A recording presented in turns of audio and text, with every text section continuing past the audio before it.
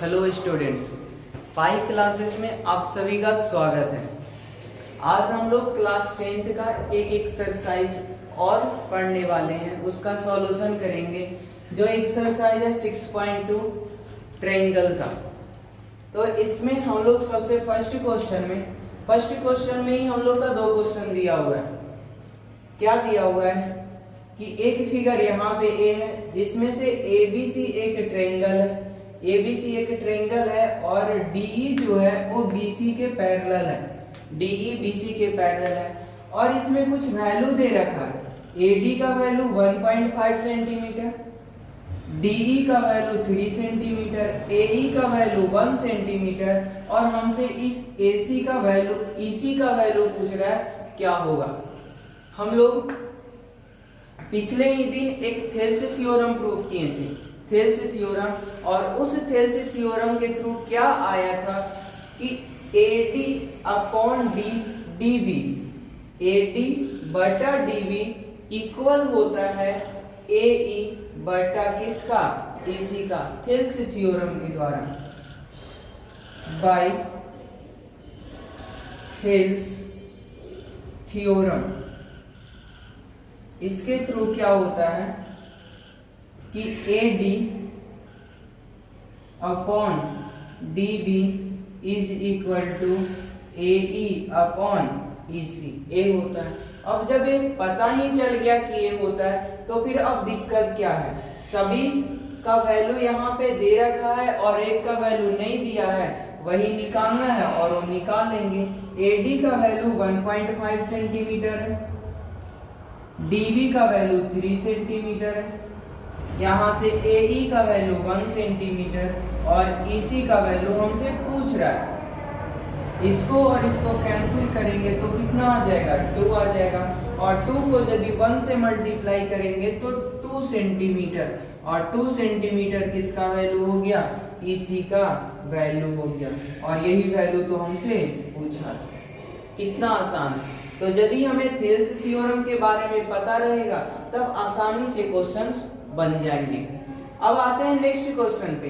Next question में भी वही है कि ABC एक ट्रायंगल है, ठीक है, वहां पे BC के पैरेलल एक और लाइन बनाया गया जिस लाइन को क्या बोला गया, DE बोला गया, और DE जो है वो AB को D पॉइंट पे और AC को E पॉइंट में इंटरसेक्ट करता है, ठीक। उसके बाद क्या दिया हुआ है, तो उसके बाद यहाँ से कुछ वैल्यू दे रखा है कि DB का वैल्यू 7.2 सेंटीमीटर, AE का वैल्यू 1.8 सेंटीमीटर, EC का वैल्यू 5.4 सेंटीमीटर। हमसे क्या पूछा है, AD का वैल्यू, मतलब इसका वैल्यू। AB थेल्स थ्योरम के द्वारा बनाएंगे इसे भी, तो by Thales theorem, Thales theorem इसके द्वारा क्या होगा, तो होता क्या है कि AD upon DB is equal to AE upon EC होता है, ठीक है। अब उसके बाद क्या करेंगे, AD तो हमें फाइंड ही करना है, DB का वैल्यू कितना दे रखा है, 7.2 सेंटीमीटर, AE का वैल्यू क्या है, तो 1.8 सेंटीमीटर और EC का वैल्यू क्या है, 5.4 सेंटीमीटर। यदि हम इसको और इसको काटने जाएं तो कितना आ जाएगा, 3 आ जाएगा, ओके। अभी क्या होगा, ये जो 7.2 है इसको यहाँ पे लेकर के चले जाते हैं तो 7.2 रहेगा, AD is equal to 7.2 centimetre और नीचे में क्या होगा, 3। अब ये दोनों भी कैंसिल हो जाएगा, कितने टाइम्स, 2.4 क्या आएगा, तो AD का वैल्यू 2.4 सेंटीमीटर, यही तो हमसे पूछा है, और इसका वैल्यू क्या आ गया, 2.4 सेंटीमीटर। अब हम लोग क्वेश्चन नंबर 2 देखने वाले हैं, क्या है, तो क्वेश्चन नंबर 2 में क्या बोला है कि E and F are points on the side PQ and PR respectively of a triangle PQR। सबसे पहले तो एक ट्रायंगल PQR चाहिए, जो हमें दिया हुआ नहीं है, तो हम एक ट्रायंगल क्या बनाएंगे, PQR, ए हो गया। उसके बाद क्या बोला है कि E एंड F ना पॉइंट्स हैं, E और F पॉइंट्स हैं किस पे, तो साइड PQ पे E है और PR पे F है। PQ पे E पॉइंट्स हो गया और PR पे कौन पॉइंट्स हो गया, F पॉइंट्स हो गया। ये 2 पॉइंट्स हो गए, ठीक है। उसके बाद क्या बोला, for each of the following cases state whether EF parallel QR। अब आगे में ना कुछ दिया हुआ रहेगा, उसके आधार पे हमें दिखाना है कि क्या EF जो है वो QR के पैरेलल होगा। EF मतलब कि एक लाइन EF है और एक लाइन कौन है, QR, क्या दोनों आपस में पैरेलल होता है। तो इसे दिखाने के लिए भी ना हमें थेल्स थ्योरम की ही सहायता लेनी पड़ेगी। क्या होता है कि थेल्स थ्योरम में बोला हुआ रहता है कि एक ट्रायंगल है और जब दोनों आपस में पैरेलल होगा तब यहाँ से जो ये लाइन होता है, ये दोनों लाइन आपस में सेम रेशियो में हो जाता है। मतलब कि ये दोनों का वैल्यू का रेशियो इज इक्वल टू ये दोनों के वैल्यू का रेशियो। तो अभी क्या देख रहे थे, अभी मतलब इस तरह का कि PE अपॉन EQ इक्वल होना चाहिए PF अपॉन FR का। ये होता है थेल्स थ्योरम के आधार पे। हमारे पास ना कुछ उसी तरह का यहाँ पे वैल्यू दिया हुआ है। अब इस वैल्यू को इस पे बैठा करके देखेंगे क्या दोनों का रेशियो इक्वल होता है। यदि रेशियो इक्वल होगा तो बोलेंगे कि EF और QR क्या होते हैं, पैरेलल। तो इस पे बेस्ड 3 क्वेश्चन हमारा दिया हुआ है। एक क्वेश्चन तो अभी देख रहे हैं, दूसरा क्वेश्चन इसी के आगे देखेंगे। तो फर्स्ट क्वेश्चन में थेल्स थ्योरम के आधार पे क्या होता है कि PE जो होगा और EQ ये दोनों का रेशियो PF और FR के इक्वल होना चाहिए। अब वैल्यू पुट करते हैं। PE का वैल्यू दिया हुआ है 3.9 सेंटीमीटर, EQ का वैल्यू 3 सेंटीमीटर और PF का वैल्यू 3.6 सेंटीमीटर, FR का वैल्यू 2.4 सेंटीमीटर। अब करते हैं इसको कैंसिल। क्या होगा, 3 1 जा 3 और यहाँ पे 1.3 आएगा। CM से CM कैंसिल। इसको क्या करेंगे, तो इसको हम क्या लिख सकते हैं, 1.2 से कैंसिल होगा। तो 1.2 से कैंसिल होगा तो यहाँ पे 2 आ जाएगा और यहाँ पे कितना आ जाएगा, 3 आ जाएगा। आया क्या यहाँ पे, तो यहाँ पे आ गया 1.3 और इधर क्या आ गया 3/2। पॉइंट यदि हम हटा भी देते हैं तो 10 हो जाएगा नीचे। 13/10 जो होगा और 3/2 क्या दोनों आपस में इक्वल हैं, नहीं है। यदि दोनों आपस में इक्वल नहीं है तो हम ये नहीं बोल सकते हैं कि EF और QR आपस में पैरेलल होंगे, तो नहीं हो सकते हैं। Here EF is not parallel to QR। EF QR के पैरेलल नहीं है। तो यही हमें दिखाना है। यदि ये दोनों इक्वल हो जाएंगे तो पैरेलल, और यदि इक्वल नहीं होता है तो पैरेलल नहीं होगा। ये फर्स्ट क्वेश्चन। सेकंड क्वेश्चन देखते हैं। सेकंड का ही सेकंड नंबर क्वेश्चन देखेंगे। इसमें क्या दिया हुआ है, तो PE का वैल्यू 4 सेंटीमीटर, इसका वैल्यू 4 सेंटीमीटर, QE का वैल्यू 4.5, QE का वैल्यू 4.5। अब QE बोले या EQ बोले, दोनों एक ही चीज है। PF का वैल्यू 8 सेंटीमीटर और RF का वैल्यू 9 सेंटीमीटर। इसको भी चेक करते हैं क्या पैरेलल होगा ये दोनों लाइन EF और QR। यदि होगा तो रेशियो इक्वल होना चाहिए, नहीं होगा तो नहीं होगा इक्वल।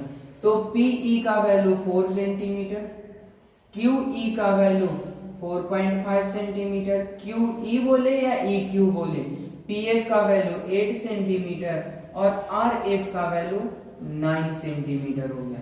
ये दोनों तो कैंसिल नहीं होगा, केवल सेंटीमीटर सेंटीमीटर कैंसिल हो जाएगा। यहाँ पे ये दोनों को कैंसिल कर देते हैं। आया क्या 4 और नीचे में 4.5। यदि हम पॉइंट हटा देते हैं तो ऊपर में जाएगा कितना, 10 जाएगा।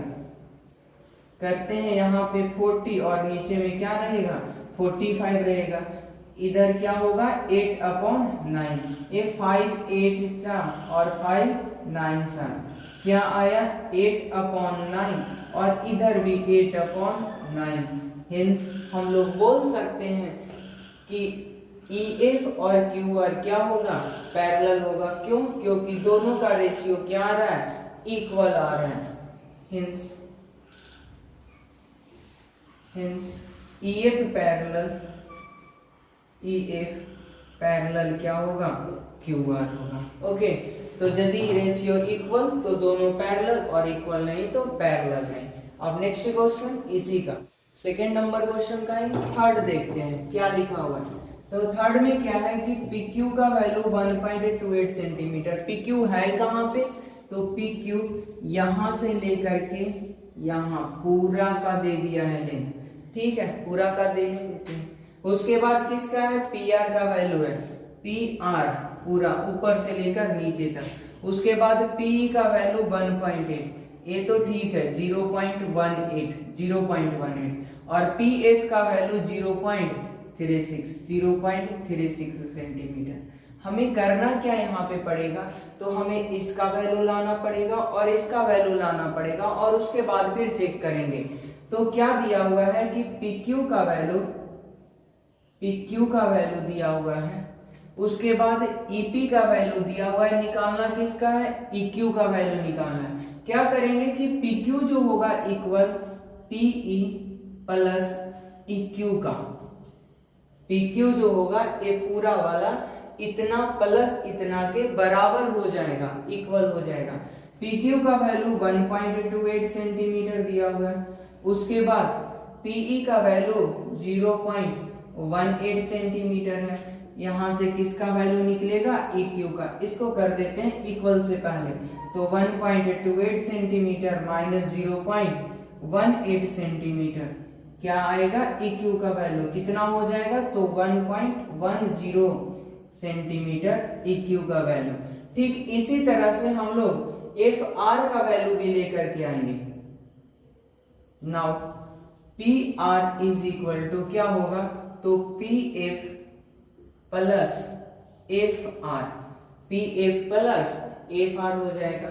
अब यहां से PR का वैल्यू दिया हुआ है, हाँ दिया हुआ है 2.56 सेंटीमीटर। PF का वैल्यू 0.36 सेंटीमीटर। FR निकालना है, इसको इक्वल से पहले करेंगे तो 2.56 सेंटीमीटर माइनस 0.36 सेंटीमीटर और FR का वैल्यू आएगा। ये दोनों को यदि हम माइनस करते हैं तो 2.20 सेंटीमीटर आएगा इज इक्वल टू FR हो गया। सबका वैल्यू हमें पता हो गया। अब क्या करते हैं तो उस पे बैठाते हैं, क्या होता है तो PE upon EQ is equal to PF upon FR हो जाएगा।